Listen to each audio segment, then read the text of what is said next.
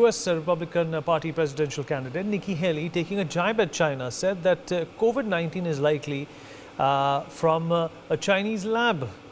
Cut US aid, not a cent to communist China, is what she said. Backing her opinion, the other candidate, Vivek Ramaswamy, said that it's time to declare a total economic independence from China. The CCP is vulnerable and the time to act is now. The statements come days after a COVID report was released blaming China for the pandemic, and the reactions coming in from some of these people who plan to contest the presidential elections next year are startling. Ambassador Bhaswati Mukherjee, former diplomat, joins us on the program. Mr. Rabindra Sachdev, global strategist and president of Image India Institute, also with us on the program. Mr. Sumit Peer, political commentator, joins us here as well. Last but by no means the least, Professor Madhav Nalapat, editorial director of the Sunday Guardian, is with us on the show as well. Ambassador Mukherjee, well, these people are definitely, going to have their own kind of an agenda when it comes to trying to lure the people to vote for them. But talking about China, talking about Pakistan, talking about in the same breath as China and Pakistan as enemies of the state is also playing to the gallery that is going to be electing them. This also goes on to highlight, ma'am, how big a concern this is for the United States as well, that China and Pakistan be cut off. Well, I think beneath it demonstrates, first of all, that Sino-American ties have fallen to a new low, because it's quite unprecedented that even before the start of a presidential campaign, because neither of them have won the nomination, both candidates have supported the leak from a classified document, which confirms what we in India have long suspected, which was that it was a leak from the Chinese Wuhan lab. What it doesn't say, of course, is that perhaps that lab was supported by American intelligence sources, capital, etc., because that is something that the Americans find too embarrassing to state. But it's a fact that many of these labs were supported by the Americans initially. The other interesting thing is that both candidates agree that it is necessary to identify China as the first enemy of the United States. That's very interesting. To put China and Pakistan at the same level of relationship with the United States, and a clear indication that the American presidential campaign may focus on who was responsible in the first instance for the COVID pandemic, which has devastated the global economy, which has damaged the American economy, apart from the havoc that it has wrought on the rest of India. And that finally, perhaps, the West is willing to have a hard dialogue on how this pandemic started, who is to be held responsible. And when you hold a country responsible, there's also the whole issue, which is not spoken of right now, Vineet, which is the issue of compensation. All those millions of lives that have died, all the millions of dollars that have been spent, where is the compensation?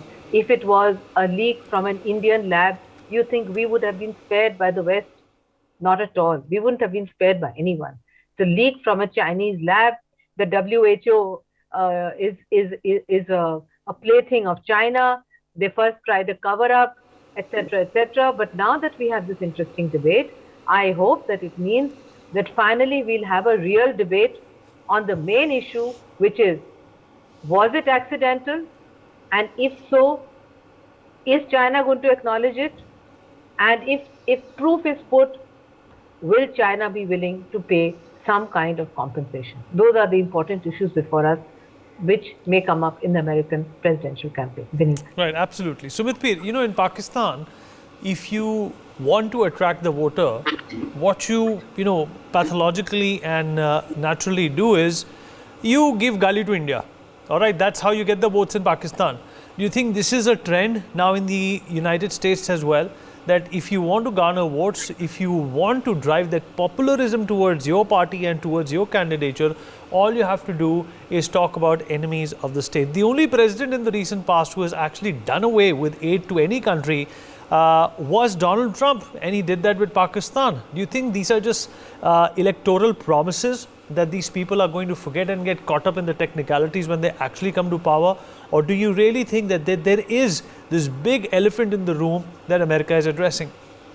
Vineet, thank you very much for having me on your show. In fact, there's a strong undercurrent in US. People are tired of Democrats because their policies, their imposed Russian-Ukraine war, the cost on American economy, the rising interest rates, the rising inflation, and practically the whole goddamn world getting into the recession.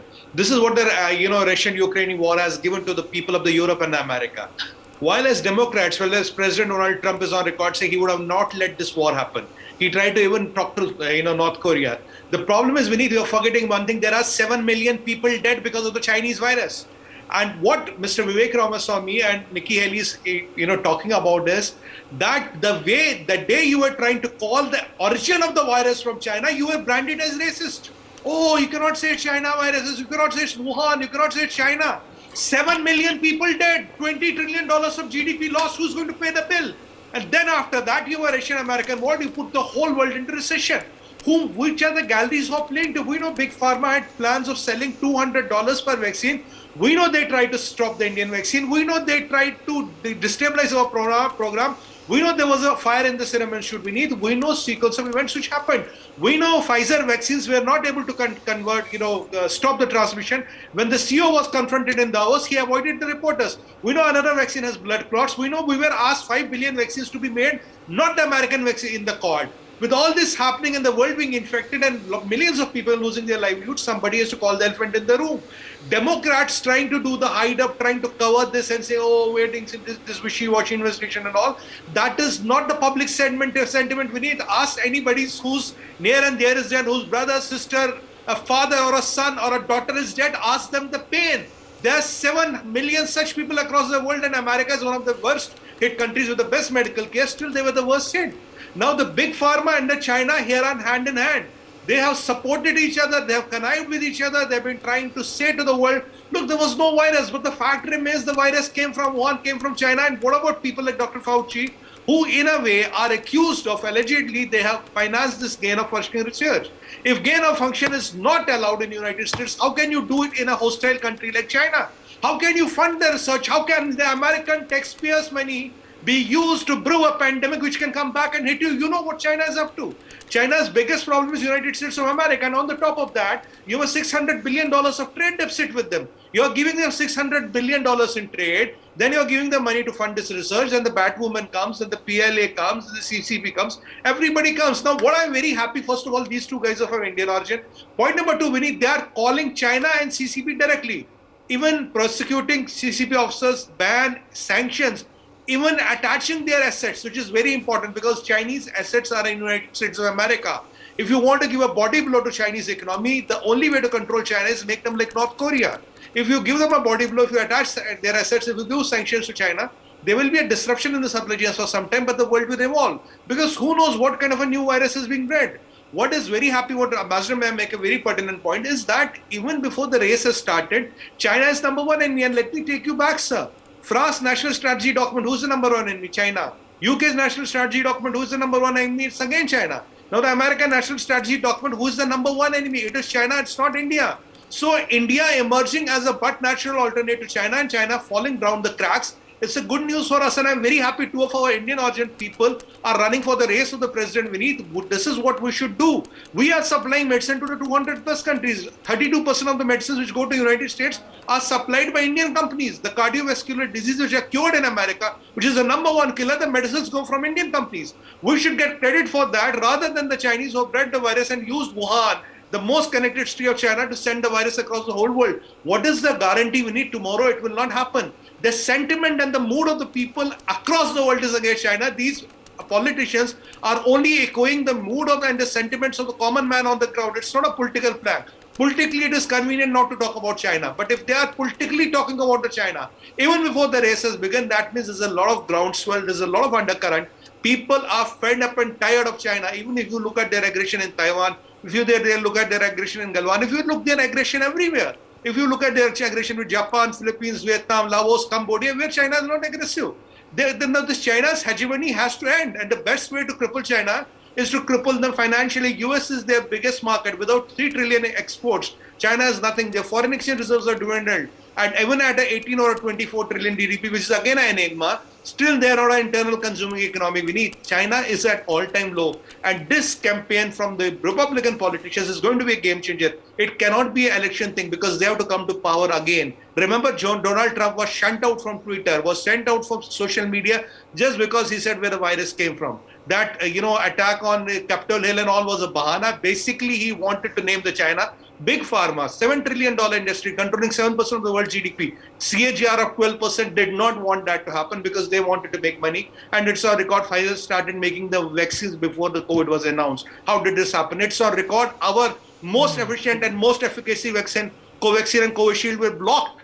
Covishield was blocked. Covaxin was blocked. They were not given approval for months. While the Chinese Snowpack and the Sinopharm and whatever trap they made, they got approvals without any field trials. And there were politicians who were telling us, import Chinese vaccine, Modi ji, bachcho ko lagao. What the hell would have broken loose here, Vineet, if we would have imported those Chinese vaccines?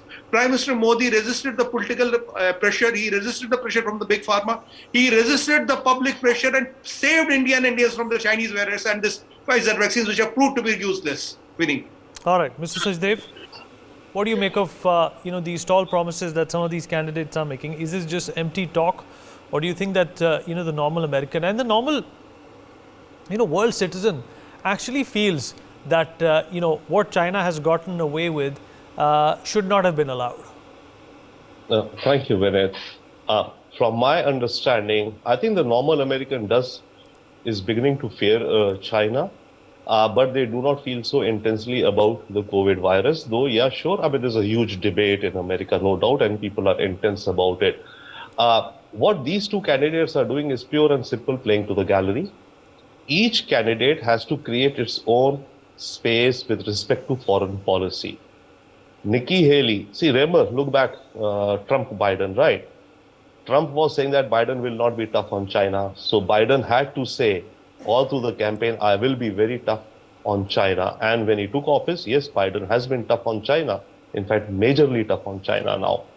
So similarly, both this Nikki Haley and let's say Vivek, for their candidature, they have to bring out something solid with respect to their foreign policy as an anchor around which to create their ideology. For Nikki Haley, she's saying that we will not spend taxpayer money in useless aid. $46 billion. Why do we give to Pakistan? Why do we give to Zimbabwe, China, etc.? Fair enough, that's a logical point. So she'll kind of colonize that space and then build her foreign policy around that. Now, the point is, her position is maximalist. It cannot be so. US gives money and aid world over for the last 60, 70 years in order to spread its own version of democracy, regime change, or keeping the regimes in place. Ukraine, if America had not been funding before 2014, when Ukraine was unfriendly or more leaning to Russia by Nikki Haley's logic, right? America wouldn't have done anything in Ukraine. But America invested money in propaganda in Ukraine, which paid off when the regime changed, and now there they are. So what Nikki Haley is saying, 46 billion to zero, impossible, impractical. But yeah, it's a point she's made.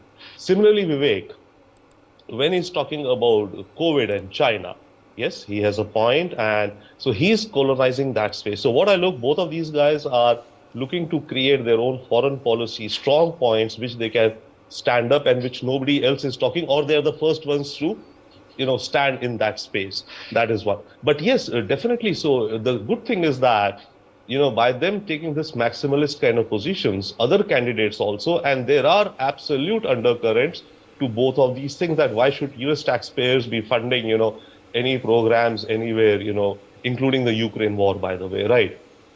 And on the other hand, that China is the enemy. Now the balloon, people have physically seen that, China is reaching over us, man, something impossible. So China worry, and of course the virus worry. So there are undercurrents. So what these two candidates, by taking these positions, have done is that for other candidates who come, they made it a little bit harder to identify some other specific hard step that they would take, right? So let's say tomorrow, now DeSantis declares his presidency or candidacy. What does DeSantis say? He'll say, okay, I'll do within the US this. On foreign policy, I'll be hard on Russia. Already it's happening. Biden is very hard on Russia, right? I'll be hard on China. Biden already is, or Vivek is saying that, nothing to do with China, totally decouple from them, right? What else will he say? We should stop our entangling alliances. Remember, that's a huge philosophy in American, this thing that we should not get entangled in foreign places. Nikki Haley is saying that. Why should we spend our money outside, etc.? So what they're doing is, creating their own space, but it sets the narrative for the Republican as well as the Democratic candidates. So these will be the points which will come up for discussion. And remember, what comes up for discussion and is at top of the agenda does translate into policy also. Again, I'll give case an example. Biden may not have been as tough on China if it were not for Trump challenging him and saying that, so Biden went ahead and said, okay, you play this move, this is my counter charge. Like we play in a game of cards, this is my counter charge. I'll do it more than you. I'll out this thing you. So that is good for us and good for the global order and good for global peace. I think that, the basic fundamentals are addressed. So I think, that's what we look forward to in these debates. And the Indian American community, of course, will also play a role. In fact, we are doing a briefing. But that also brings us to a very interesting question, Ambassador Mukherjee.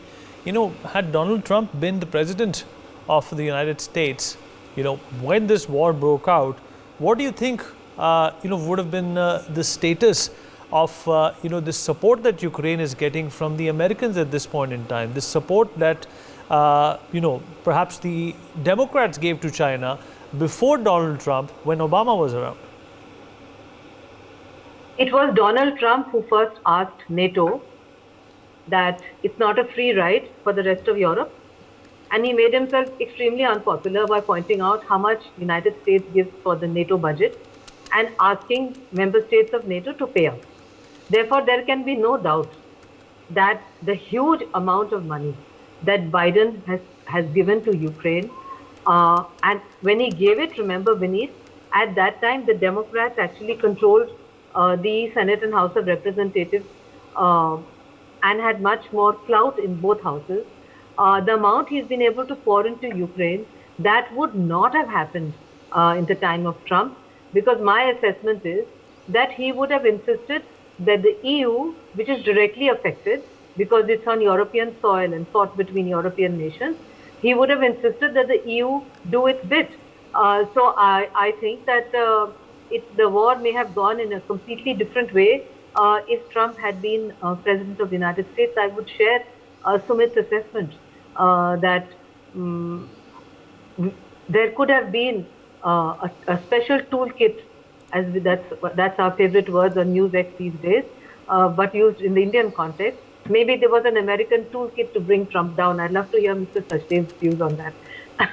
But I think definitely it would have gone a different way if Trump had been there, because Biden is a Cold War warrior and he rebelled in Cold War 2.0. Trump didn't have the same approach at all. He always wanted Americans to reduce their expenses on military expenditure outside the United States, which is where American security interests are not directly involved. He always felt that those whose security interests are directly involved should pay more, which is why actually he was very supportive on the Indo-Pacific, because he felt that their American security interests were directly beneath. Sumit Peer, the interest of the world at this point in time is pretty much aligned with the interest of the Americans as well. And that is the only reason they are talking about China and Pakistan in their poll promises. Otherwise, they wouldn't. Vineet, there are two things here. First of all, if we look at President Trump is the first president who said that if I stop trade with China, quote unquote, we'll save $600 billion straightly off the cuff. $600 billion we're giving to China every year, and China is using it against us, quote unquote. Point number two, the Chinese virus term was coined by Donald Trump. Point number three, identifying China as a threat, PCOAB Act, which literally broke the back of Chinese industry, was Donald Trump. Remember, more than 800 companies had to be delisted of the US stock exchange because of that act, where President Trump never gets the credit out, but that has been the biggest financial blow given by Americans to China. And let's not forget, it was Obama and Joe Biden at the time wherein China, Obama was literally the brand ambassador of China. If you look at the numbers before Obama and Trump, what was the China's involvement in the American economy, and what was the China's involvement in the American economy after Joe Biden and Obama? It many folds increased. China is the lab of the world. China is the innovation of the world. China is the manufacturing of the world. These were all terms quoted and given by Obama. Obama pushed the world economy to get entangled with the Chinese economy because it starts from America. And incidentally, their lukewarm response on Pakistan was again here and there. President Trump stopped all the aids to Pakistan, and now we are talking for F-16, upgrade, $400 million upgrade. It is Democrats. Now, Democrats are giving money to China. Democrats are giving money to everywhere. I don't know what is the agenda, regime change or whatever. But China's F-16, this Pakistan's F-16 upgrade, somehow or the other is for India. It is not for anybody else. You are using Pakistan as a strategic leverage against India. And let me tell you, Vineet, now if there was yesterday, I believe there was a question in the American Senate. One of the senators asked, $50 billion you have given to Zelensky, whatever his name is, for some kind of a war. Now, if $50 billion were used, there will be no homeless in America. Where are the American interests? $50 billion would have ensured there is no homeless person in America. You have compromised American interests and tried to fuel a war.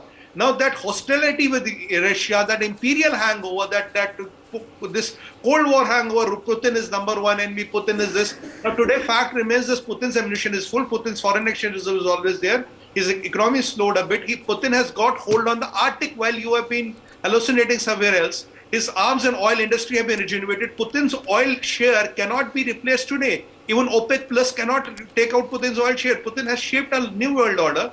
And you have put $150 billion, all allies together with Zelensky, which has not delivered the result. Putin controls 25% of the Ukraine and 41% of the natural resources. So I don't know where Russia is using and what have you got out of this war. Again, the American banks have increased the interest today. We need that. The thing is that this war imposed on the American people, and the American interest and the European interest is too much. I can predict one thing, that the European now, France, Germany and UK, they have to break away from this alliance. Otherwise, Europe will go 30 years back in time, and this recession they cannot handle. We were hearing, yesterday I was hearing somewhere there's now a ration on UK food stores. Imagine you have all the money in the world, they will tell you how many tomatoes and how many potatoes can you buy. That is happening in UK. They are rationing the food, but you still want to fund this war. And this obsession of funding this war and going against Putin is costing them too much. And Pakistan is the epicenter of terror. Dr. Jaishankar said in one of the interviews, I have been diplomatic with the word epicenter, and I completely agree to that. They are more than that. They're the volcano of the terror. They're the tsunami of the terror. They are the epitome of the jihad or whatever Islamic fundamentalism there.